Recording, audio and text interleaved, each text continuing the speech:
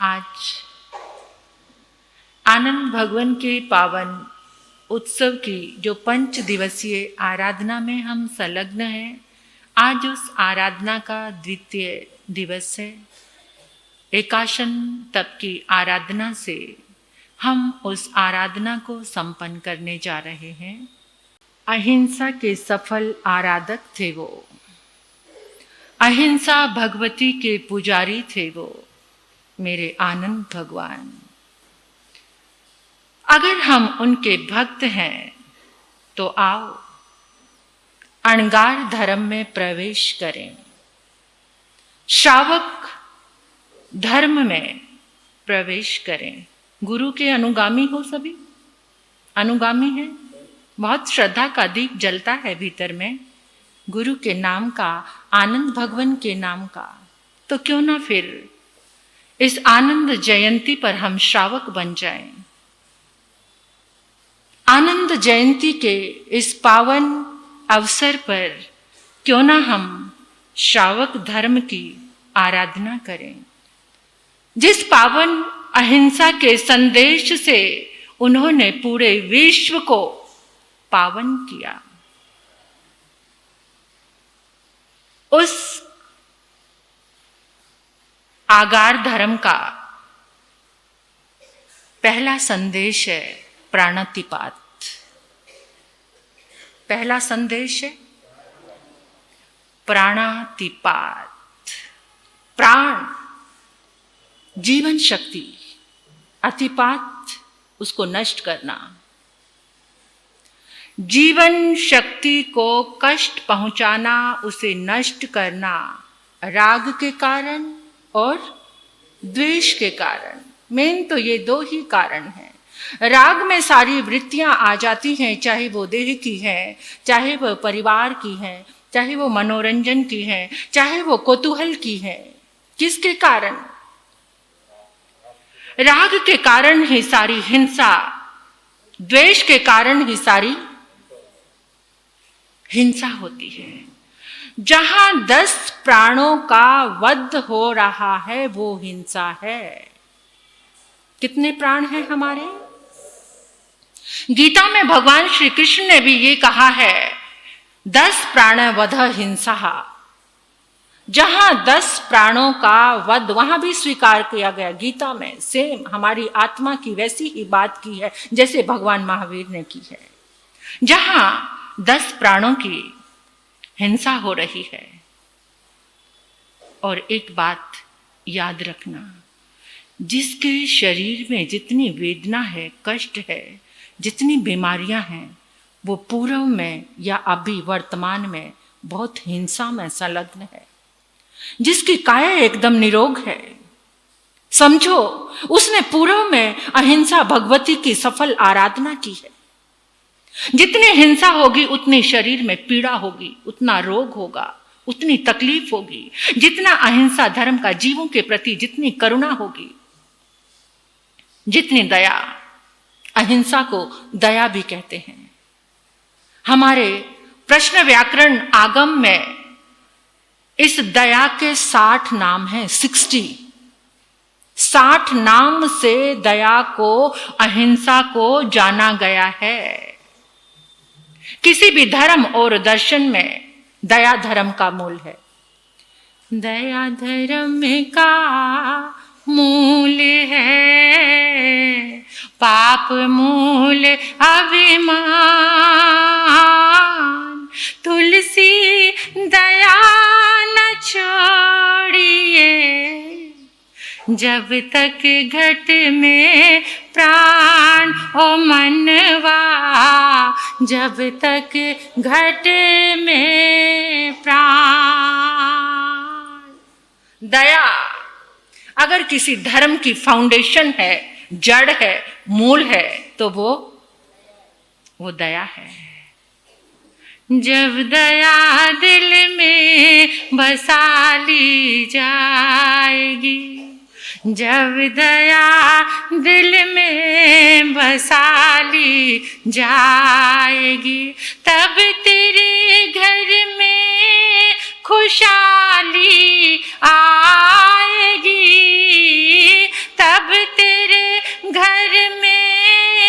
खुशहाली आएगी जब दया दिल में बसा ली जाएगी। दया एक ऐसा समुद्र है जिसमें सारी नदियां आकर समाहित होती हैं। जहां 5 अणुव्रत 5 महाव्रतों की बात आती है, जिसके दिल में दया है, अहिंसा का जो पालन कर रहा है वो सत्य का आचरण जरूर करेगा।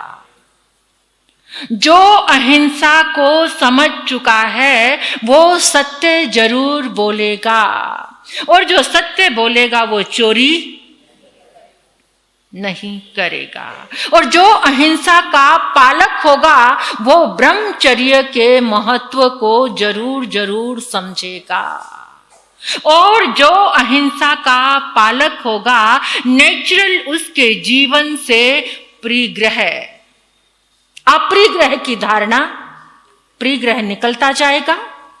सीमित इच्छाएं, कामनाएं, उसकी सीमित, उसका पसारा खत्म होना शुरू हो जाएगा। जो एक अहिंसा में सब कुछ समाया हुआ है। हिंसा के कारणों से आप भली भांति परिचित हैं, लेकिन ये राग उस हिंसा को छोड़ने नहीं देता। ये द्वेष उस हिंसा को छोड़ने नहीं देता। हिंसा के कारण सुन लीजिए। पहला कारण है अज्ञानता। जिसको पता ही नहीं जीव क्या है और अजीब, उसको ये बोध ही नहीं है। जीव और अजीब का ज्ञान ही नहीं है। कभी संत समागम नहीं किया, कभी प्रभु की वाणी सुनी नहीं, तो जीवों के प्रति संग आपको सबसे पहले बदलने वाली कोई चीज है तो वो संग है, सत्संग है। देखिए आज सब लोग इतने आलसी बनकर कहते हैं कि आज धर्म स्थानक में जाकर क्या करना, ऑनलाइन सब कुछ सुन लेते हैं। पसरे पड़े हैं आलस में। ऑनलाइन आपको पता है वहां सुनना हो सकता है, लेकिन संत समागम में आकर क्या बदलता है पता है आपको? परमात्मा, और कहते हैं कि जो संतों का संग करता है धीरे धीरे उसकी बुराइयां सुनते सुनते, संत समागम में आकर सुनते सुनते एक दिन मन में भाव जरूर जागता है। सुनते सुनते कभी कभी इंसान बदल जाते हैं, इंसान बदल जाते हैं, हैवान बदल जाते हैं, कितने शैतान बदल जाते हैं। सुनते सुनते कभी कभी इंसान बदल जाते हैं। जो सुन रहे हैं बाहर, उनके पास संत समागम नहीं हो रहा। जब आप धर्म स्थान में आते हैं, जब आप संतों के ओरे में प्रवेश करते हैं, हमारी बॉडी में 2 तरह के सेल हैं, एक वाइट सेल है और एक रेड सेल है, जो हमारी रोगों से प्रोटेक्शन करते हैं। वैज्ञानिकों ने इस बात को प्रूव किया है कि जब तुम किसी संत के ओरे में पहुंचते हो, उनके रोम रोम से जो आभा निकल रही है, उनके रोम रोम से जो तरंगे निकल रही हैं, तुम उन तरंगों में प्रवेश करते हो तो तुम्हारी बॉडी के 1600 वाइट सेल प्लस हो जाते हैं। ये साइंटिस्टों ने प्रूव किया है, मेरी बात नहीं है। संतों के ओरे में, धर्म स्थान में आते ही तुम्हारे भीतर एक ऐसी ऊर्जा जनरेट होने लगती है कि तुम्हारे भीतर जो 1600 वाइट सेल हैं वो प्लस हो जाते हैं।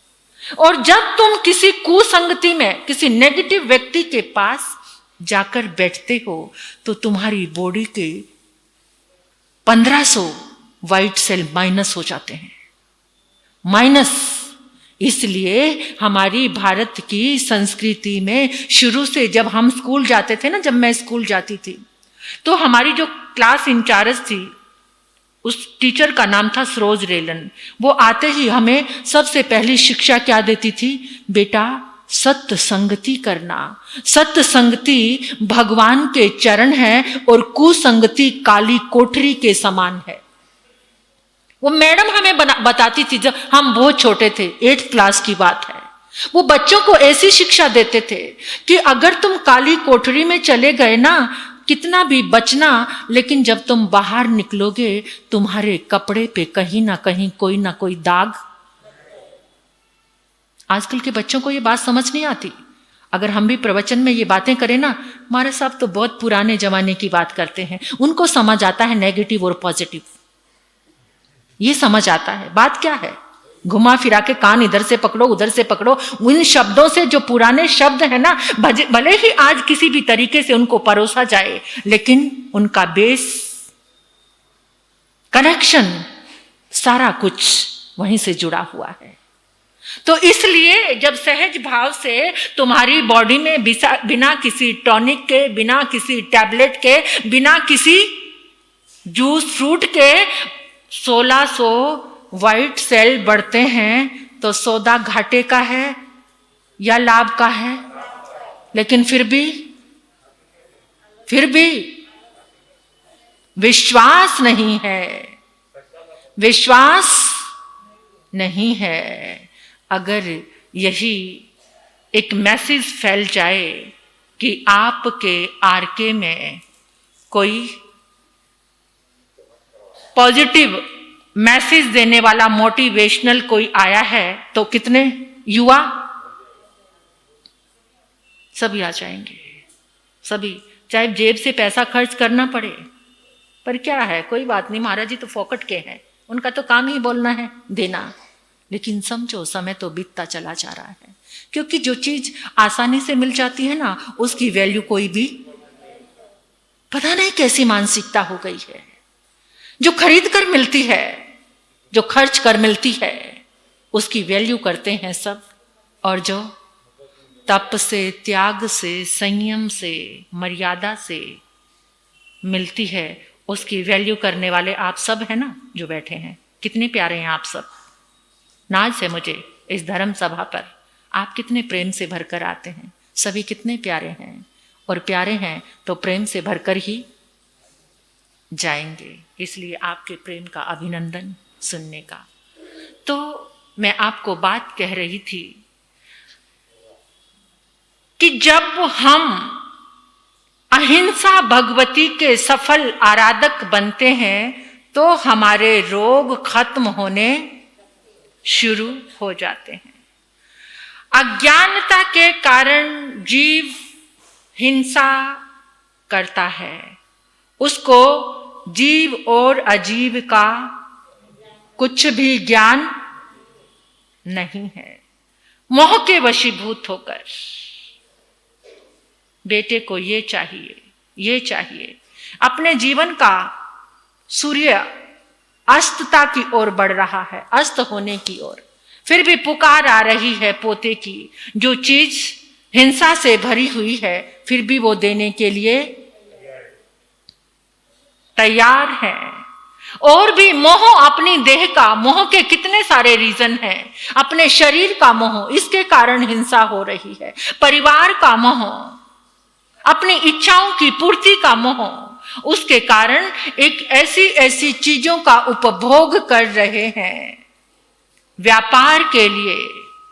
परमात्मा ने व्यापार करने की श्रावक को कौन सी आज्ञा दी, और हम सारा कुछ मिलावट, दोहरा जीवन, डबल फेस।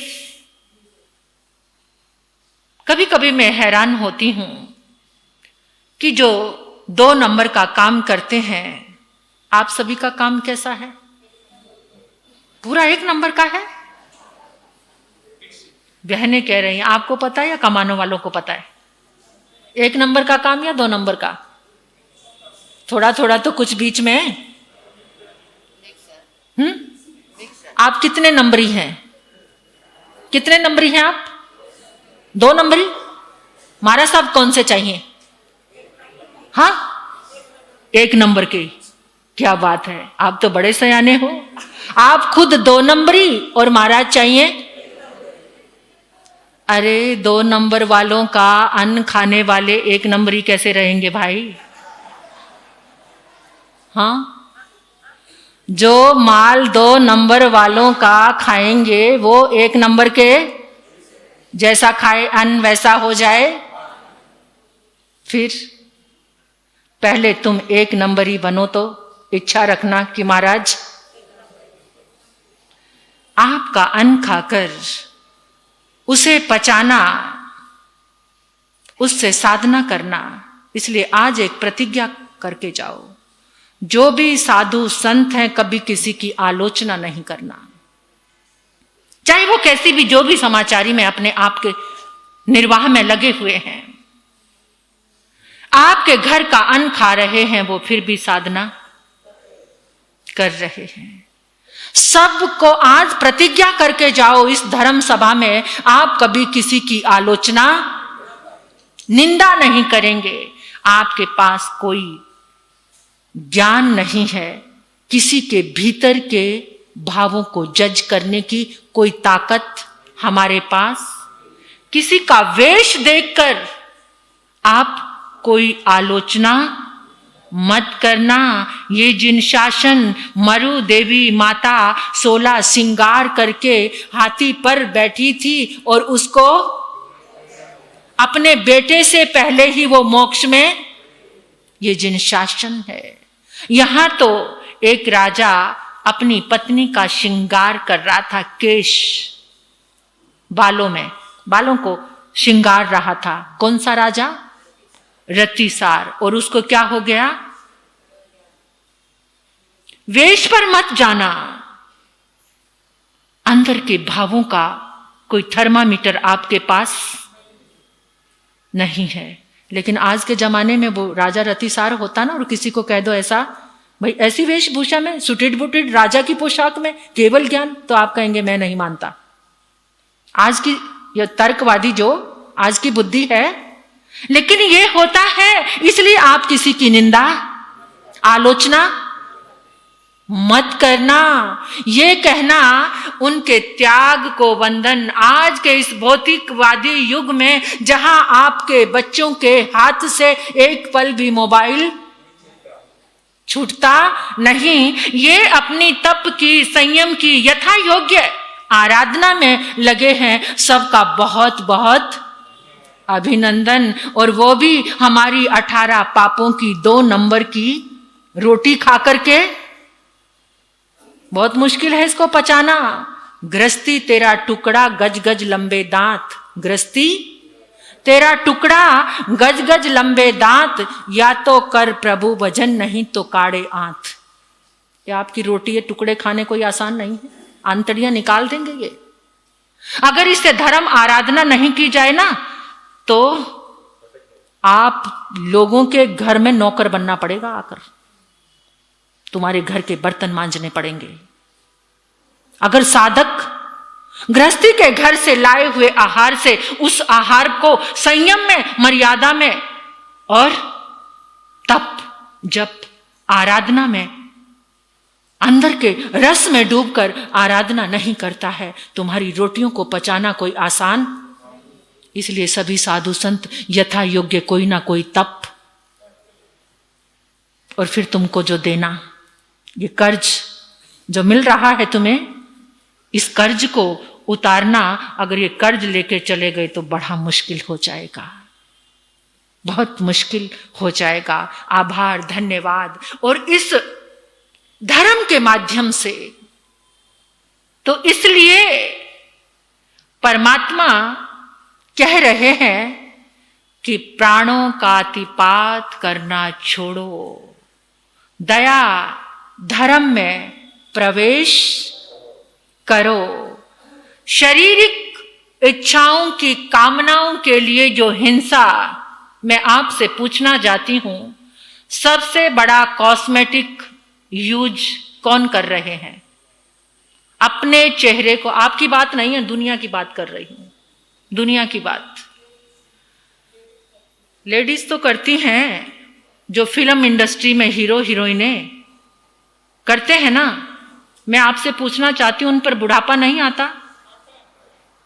इतना कुछ यूज करके समय के साथ कौन खिलवाड़ कर सकता है, फिर भी बुढ़ापा आ रहा है। इतनी हिंसा के बाद भी जितना कॉस्मेटिक्स बन रहा है, जितने प्रोडक्ट, सबसे ज्यादा जो प्रयोग किया जा रहा है वो हिंसा के कारण ही आपके पास आ रहा है।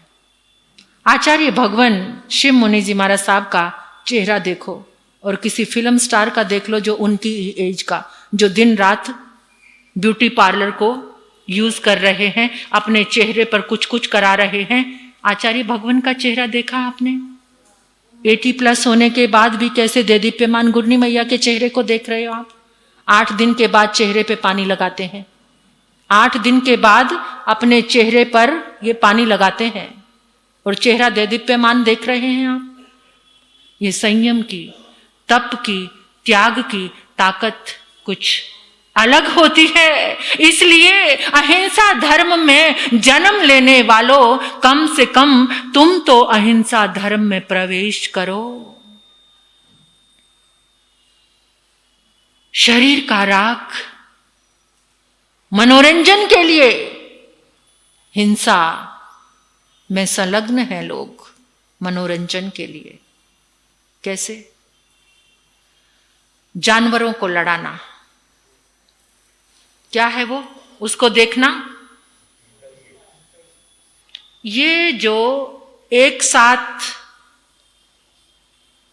एरोप्लेन में आग लगी थी, एक साथ पूरी की पूरा जहाज डूब जाना, एक साथ पूरी बस का एक्सीडेंट हो जाना, ये क्या है? हिंसा में जो अनुमोदन कर रहे हैं, जिस समय उन जानवरों को, भैंसों को लड़ाया जाता है मनोरंजन के लिए, और उनके आंखों पर विक्स, उनके प्राइवेट पार्ट पर इतनी वेदना दी जाती है कि वो उत्तेजित होकर एकदम इतनी जोर से लड़ते हैं, भिड़ते हैं, उनके अंदर इतने अग्रेसिव हो जाते हैं, और उस समय देखने वाले लोग क्लैपिंग करते हैं, तालियां बजाते हैं, हा हुल्ला करके मजा आया, उसको मार, वो मर गया। तो जिस समय ये खेल, और आजकल के हमारे घर के बच्चे ये हिंसक गेम्स खेल रहे हैं, उसमें भाव हिंसा, हिंसक जो गेम्स खेल रहे हैं, उस समय जो कर्म का बंधन हो रहा है, भावों की हिंसा, तो कौन भोगेगा उसको? उसको कौन भोगेगा? उस समय इंसान कितना परेशान होता है कि क्या कर्म हुआ था। अहमदाबाद में जो एरोप्लेन क्रैश हुआ था, अभी अभी ये जो बाढ़ के कारण, पानी के कारण बादल फटना, जो इकट्ठे लोग एक साथ डूब जाता है, उनकी किश्ती, जहाज, नौका सब खत्म हो जाते हैं। ये सब उसी का परिणाम है, उसी हिंसा का। और जो हिंसा की अनुमोदना करते हैं, जो हिंसा को देखकर खुशियां मनाते हैं। मैंने एक बात सुनी तो मेरे दिल को बहुत लग गई थी। इधर साउथ में कहीं की बात है कि जो कॉलेज में एक बंदरिया बच्चों के क्लासरूम में आ गई और सारे कॉलेज के बच्चों ने उस बंदरिया को पकड़कर खिड़की से बांध दिया, उसके हाथ भी बांध दिए, पांव भी बांध दिए, उसके प्राइवेट पार्ट पर वेदना देने लगे तड़प तड़प कर, और सारे बच्चे एकदम खुश हो रहे हैं, हू हल्ला मचा रहे हैं। उनको नहीं पता कि इस कर्म को कैसे भोगना। ऐसे जीव, ये बहुत बड़ा अहिंसा और हिंसा की जो व्याख्या आप सुनोगे तो रोम रोम में कंपन आता है।